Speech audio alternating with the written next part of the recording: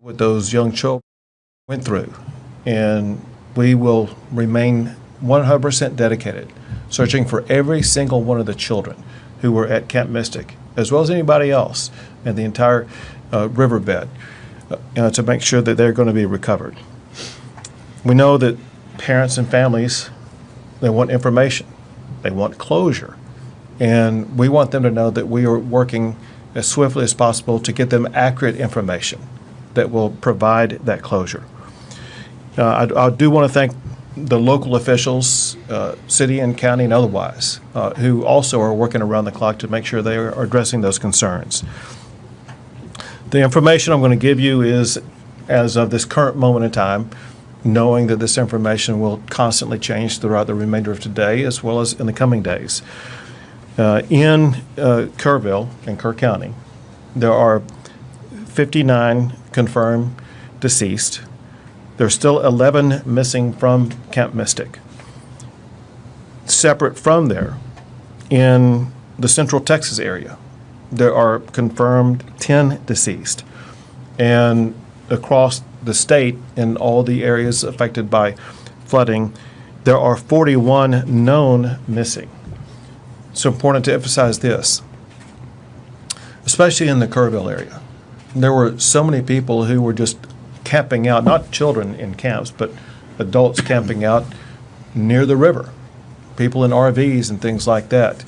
There are people who are missing who are not on the known confirmed missing because we don't yet know who they are. We will maintain our ongoing search throughout the entire river system to find anybody who may be missing.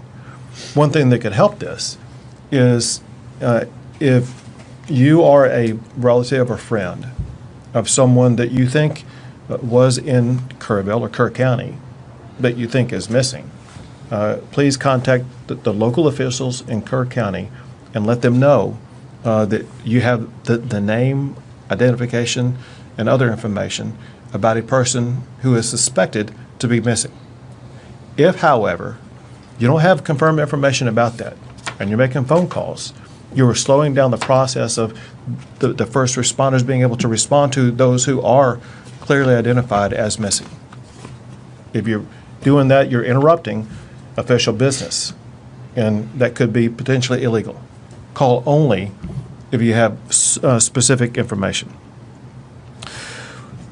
While we continue the search process in Kerr County, we are now also beginning the process of responding to the disaster that took place.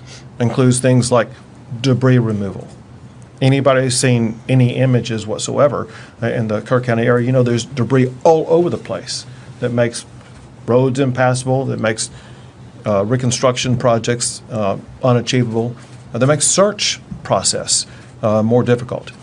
And the state and local governments are working now on that debris removal process.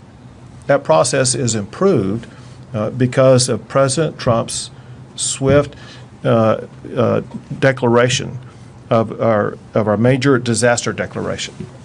He ensured in less than 24 hours that major disaster declaration was approved, ensuring that state and local governments are going to have more resources to be able to respond to that disaster, more resources to begin the debris removal, more resources to help individuals who have been impacted by this, as well as local governments that have been impacted by this. Bottom line is this, and that is the swift and very robust action by President Trump is an extraordinary help to our response. I also want to thank Homeland Security Secretary Kristi Noem, with whom I spent the day yesterday in Kerr County. I've been doing this a long time, and I've never seen anybody as responsive and as quickly in her response as what she was yesterday. She didn't wait to get back to us. She was able to, in a matter of minutes, get answers to very important demands. And on behalf of the state of Texas, we cannot thank her or the Trump administration enough. I've also been in contact with, and people reached out from Secretary Kennedy, Secretary Burgum, and others that in the entire administration are a tremendous help. I also want to add that there are governors across the country that have been in contact with either myself or with Chief Nim Kidd or state agencies offering their assistance, including Sarah Huckabee Sanders, the governor of Arkansas, Kim Reynolds, the governor of Iowa, Jim Pillen, the governor of Nebraska, Bill Lee, the governor of Tennessee, Glenn Youngkin, the governor of Virginia, Josh Shapiro, the governor of Pennsylvania, the governor of the state of Oklahoma, and Governor Landry in Louisiana. And again, I'm sorry if I missed some. I know there's others that are constantly reaching out. We're here, as I mentioned, in Austin today because there have been lives lost in this greater region. And importantly, there are dangers over the next 24 to 48 hours that could pose public safety threats to people in these regions. There is heavy rainfall that's already occurred, and there's more heavy rainfall that's expected that will lead to potential flash flooding broadly in these regions: the Big Country, Concho Valley, Central Texas, and once again, Kerrville. The point is this: if you're in any of those regions, you need to realize, for one, you're in an area with land that's already saturated with water. But for another, when more water comes down, it could lead to rapid flash flooding events. Now, there's nothing expected at this time to the magnitude of what was seen in Kerrville. That said, flash flooding can occur at lower levels of water than what happened in Kerrville. It's a particular threat for people who are driving on roadways. Some of the lives lost in Central Texas were people who were swept away in vehicles or in similar crossing type situations. Know that rising water on roads can occur very rapidly. You may think that you can drive through it only to find out when you're in there that it's too late and that you're getting swept away. And so we urge everybody to be extraordinarily cautious for the next 24 to 48 hours. If there's any water on the road, you got to be safe. There's an old saying for a reason, because it's true, and that is, turn around, don't drown. You don't need to get from point A to point B if it's going to risk your life. Your job, the most important thing you can do, is to protect your lives. And taking a step back, for all of us up here, that's our number one job. We put public safety first, and we'll worry about the physical damage second. There are still public safety issues and lives to be saved in Kerr County. There are lives to be saved in all these regions that I just mentioned here. We want our that's our number one job. We put public safety first, and we'll worry about the physical damage second. There are still public safety issues and lives to be saved in Kerr County. There are lives to be saved in all these regions that I just mentioned here. We want our fellow Texans to be safe and secure, and you can do more about that yourself than anybody else can. With that, I think, pass it to you, Colonel. Yes, sir. Colonel Freeman Martin of the Texas Department of Public Safety. It's been a tough 3 days for Texans, and I can assure you here at this table today that everything that can be done is being done. Currently, we have operations going on in several different counties. Williamson County had 3 people missing. They recovered 1, 2 are still missing. Ongoing searching. Burnett County is missing, 2 people missing. The fire chief and a 17-year-old female. The Department of Public Safety is offering any and every resource that we have to help with those searches, whether it be boat teams, rescue, divers, helicopters, drone operators, drones. So there's a lot of work being done. The governor's very accurate. The ground is saturated, so now a little bit of rainfall and watershed can cause issues. Williamson County is well aware of that. The ground was saturated. They knew that it had issues, and they evacuated neighborhoods, which saved lives. And all that being done, they still have 3 that were washed away. I'll touch on Kerr County. We have about 230 DPS personnel assigned to Kerr County, and everybody thinks about search and rescue and what we're doing. there's a lot of stuff going on. We're filling every gap. And first off, this is nothing negative about Kirk County. They've got a very good sheriff. Their fire chief is exceptional. Their police chief is exceptional. Everybody's working together. The outpouring of support, there's a lot of volunteers. There's a lot of good stuff going on. But there's a lot of, there's just a huge need, and it's a large area. So we're providing 18 tactical marine units with boats. We've got 65 CID personnel assigned, over 230 in total. 11 Texas Rangers, 28 from our Special Operations Group, our SWAT guys. In addition to that, we've got 9 helicopters with tactical flight officers. We're providing cell towers and trying to solve the issues with the radio communications and their cell phone communications. We've provided communications operators to embed with them to handle 911 calls and handle calls with concerned family members. Dealing with the families of these missing individuals, there's no higher priority for us than finding those children. We've assigned commissioned personnel and victim services personnel to the family that are working. They're with them 24/7, can answer or address any needs that they have and get them any information they have. This is tough work, recovering them. So we have victim service personnel there to work with officers that are conducting the search operations additionally. We have some unidentified individuals at the funeral home, adults and juveniles.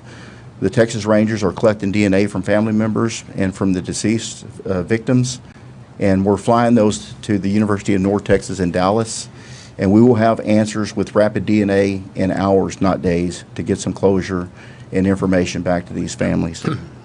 We have, in the last couple of days, an outpouring of support from our federal partners, DEA, HSI, and FBI. We've embedded them with our search and rescue teams. This is tough work. It's hot. They're in the mud. They're removing debris. There's snakes. There's water moccasins. This is God's work that they're doing. So, you know, the top priority is the family and the victims. Pray for them, but throw our first responders in there, because there's a lot of good work going on. We're not taking away from any resources from Kerrville to pre-stage here. We're pulling from South Texas, West Texas, and North Texas into Central Texas to prepare for our emergency response. We're well prepared. The legislature, the governor, in previous years have been overwhelmingly supportive of law enforcement and gave us the resources, so we're prepared to respond to events like this in multiple regions of the state at the same time. So, Governor, thank you. Thank you very much. Now, General Seltzer with the Texas National Guard. Good afternoon. The Texas Military Department remains decisively engaged across the flood operations area. Our current force composition, we have 230 personnel operating. We're flying 8 helicopters, and we've increased the size of our force of high-profile military vehicles to help evacuate people from high water areas. We've also expanded our operations area to not only include Kerrville, but we now have personnel operating in San Saba and Burnett. The additional resources we've added since our last briefing are a behavioral health officer in Kerrville, a chaplain in Kerrville. We also sent a chaplain to San Saba. We've expanded the state's Air Operations Center, which is a multi-agency air coordination center hosted by TMD, but it includes every agency that operates across the interagency in Texas. So inside that operations center, we can ensure that the right asset is going to the right location to do the right job. Additionally, today we have launched the MQ-9 Reaper remotely piloted aircraft out of Houston. That aircraft departs Houston, goes out over the Gulf of America, and climbs to 18,000 feet. And then along a special FAA corridor, traverses over to the Kerrville area to conduct persistent SAR, persistent incident awareness and assessment operations. It's truly an eye in the sky for our search and rescue people. I'd like to thank the Federal Aviation Administration today.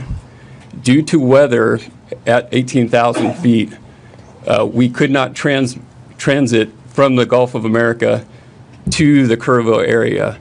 The FAA granted a temporary flight restricted area through a lower altitude, which allowed our aircraft to safely transit across Texas and operate in the Kerr County area. In terms of rescues and evacuations for the Texas Military Department, we have a total of 525 rescues or evacuations. 366 have been by air and 159 by ground. Of those count, 20 ground evacuations occurred in San Saba and 5 air evacuations occurred in Burnett.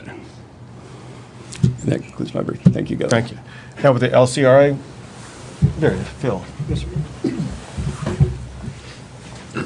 Good afternoon. I'm Phil Wilson, General Manager of the Lower Colorado River Authority. I think the most significant message we have in the general area right now is that if and when we get more rain, please stay off the lakes. High the lakes have a lot of debris right now.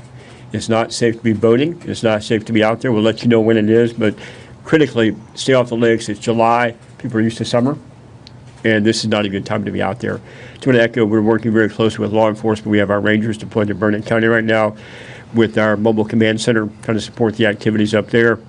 It's a partnership working all together with law enforcement, TNM, and everyone that's showing up to help assist. It's a very critical time for us. Next, what the governor said, we have a lot of saturation.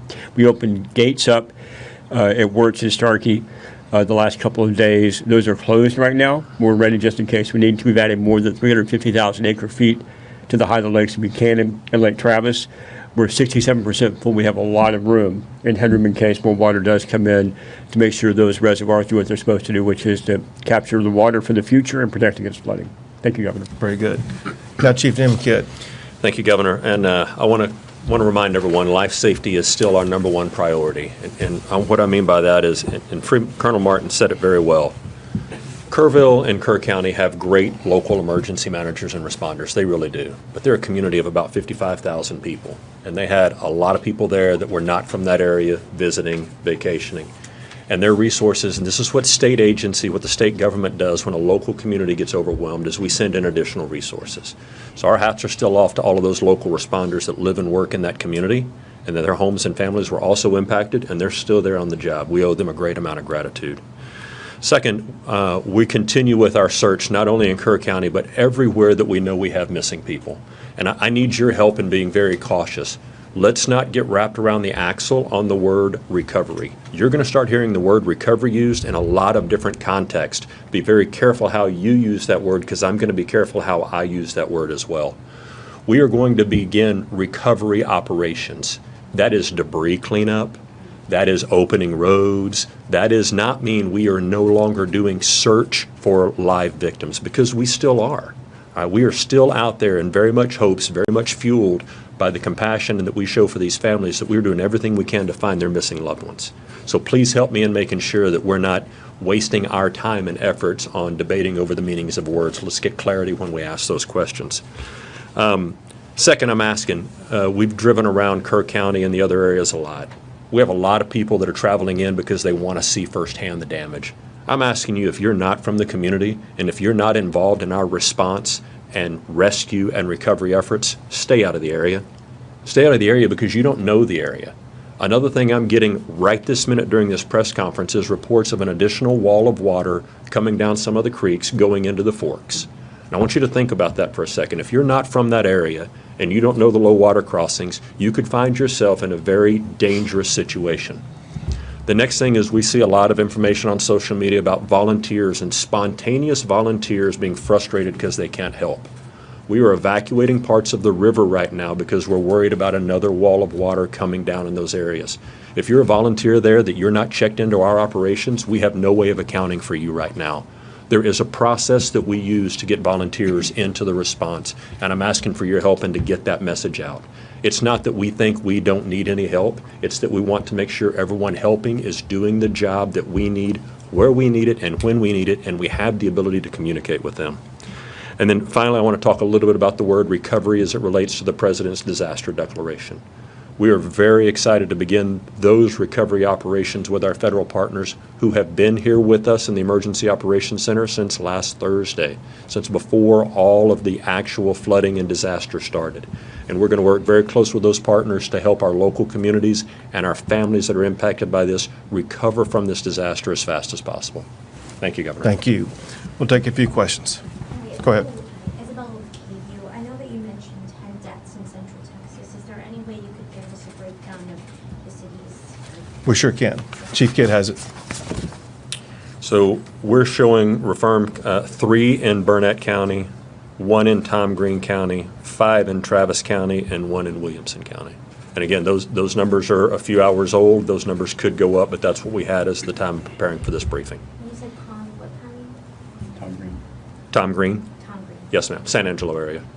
Thank You just said something about a wall of water that you're just now getting reports about. Can you talk more about that and what you're seeing there? Yeah, I'll share some of it. So I apologize for looking at my phone during the press conference, but this is the live updates that we're getting right now from the field. Is there are unconfirmed at this point reports of additional water coming in. And as the governor mentioned, there's rain still falling on the area.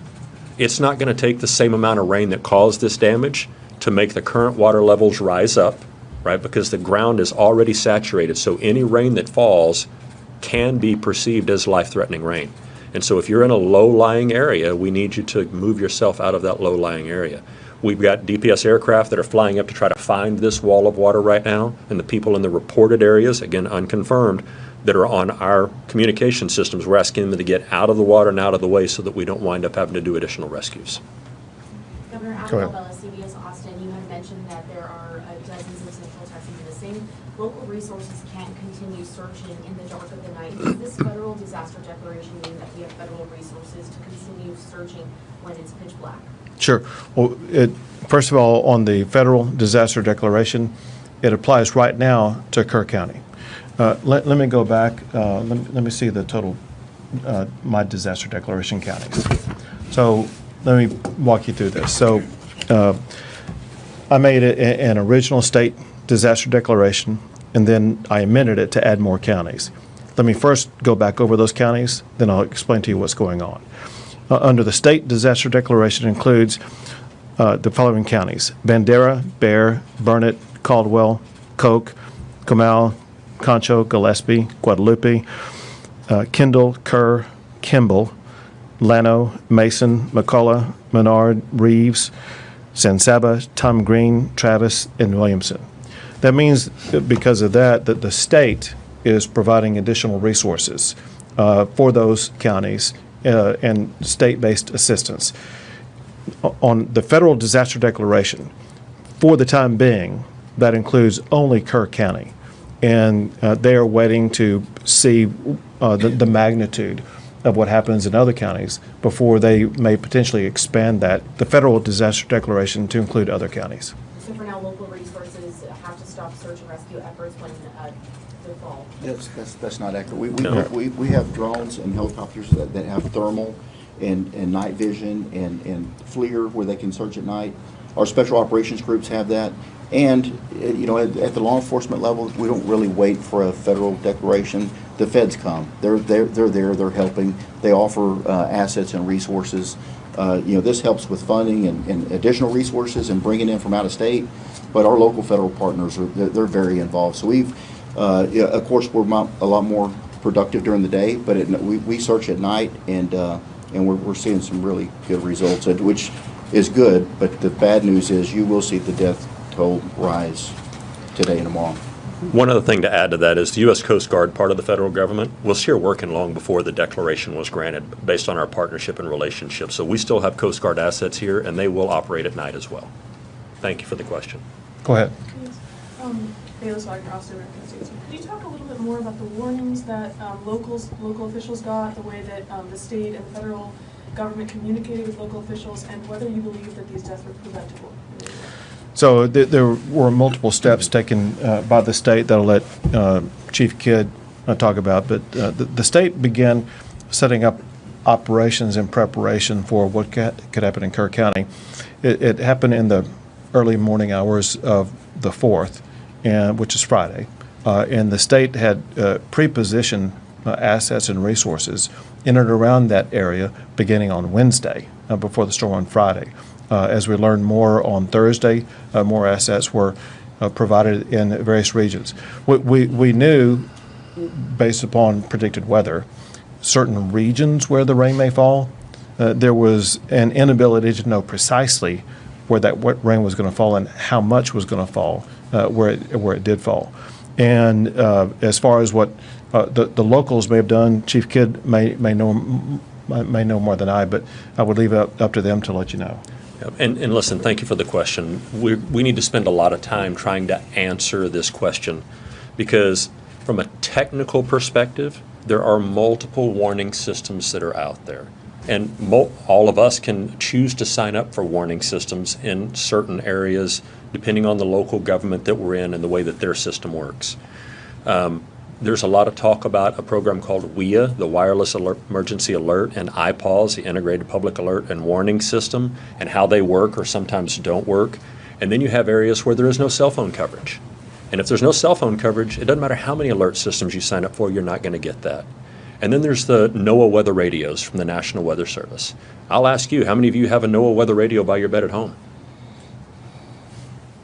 And so there can be all kinds of alert systems that are sent, and we know that some were sent, some general messaging was sent early, some urgent warnings were sent at various times, but just sending the message is not the same as receiving the message, having a plan to do something when you receive the message, and then the ability to implement that plan.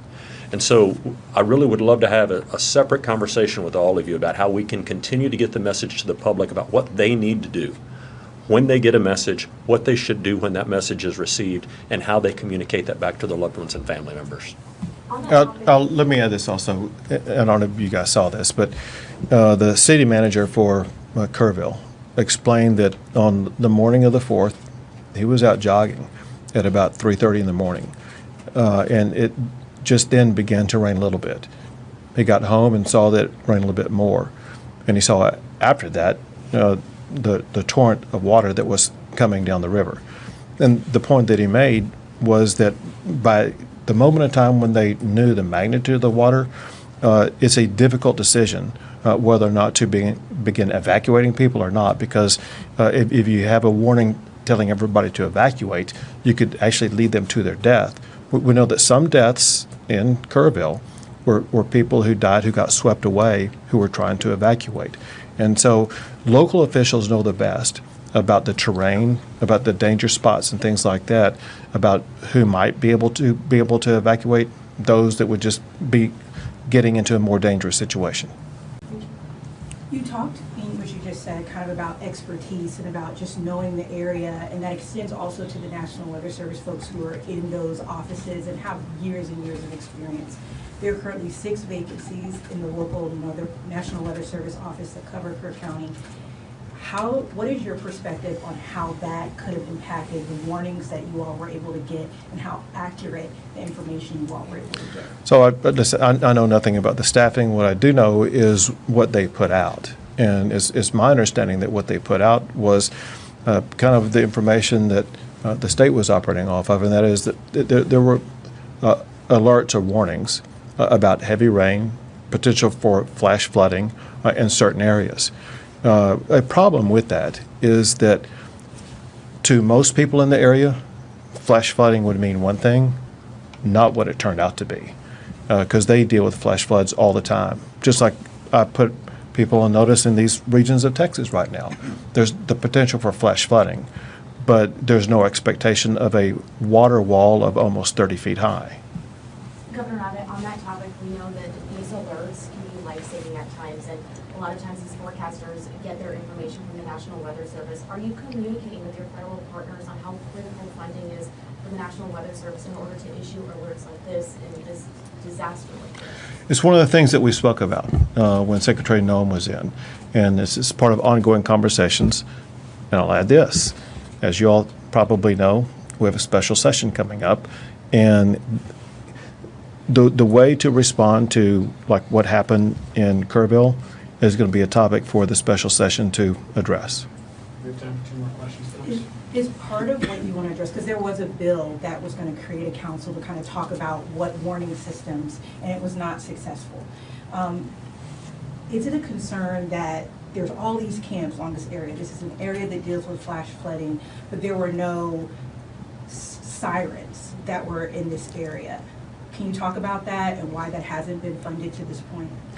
Well, it's going to be something that will be looked at. As you kind of pointed out, these camps go back almost 100 years, and they are familiar with the water in the area probably better than anybody else. And they have their own ways in which to deal with warnings that would involve children, sometimes as young as 8 or 9 years old. And we need to evaluate what they know, how they respond, what they need. And that's why it's going to be good to have a session with all members working together that will bring different perspectives, because the reality also is this, and that is what's needed in that river basin at that location could be far different than what's needed in some other river basin across the state. Time for one more, folks. Go ahead. In Texas, do you know if anyone tried to get warning to people at the camps outside of the automated disaster system? I missed the first part of the question. Did anyone try to get warning to the people at the camps outside of the automated system? So I'm not sure that I understand the question. I mean, does somebody go door to door and knock on the doors, or? Yeah, we're just wondering if there are any official outreach in the area. You know, we talked to the county emergency manager when we were there the first day, and the county does have a plan for that county and the 18 or so camps that are in that county. Probably be really good to ask them that question and let them give you that answer. It's a good question. Thank you. Thank you, everyone. thank you all.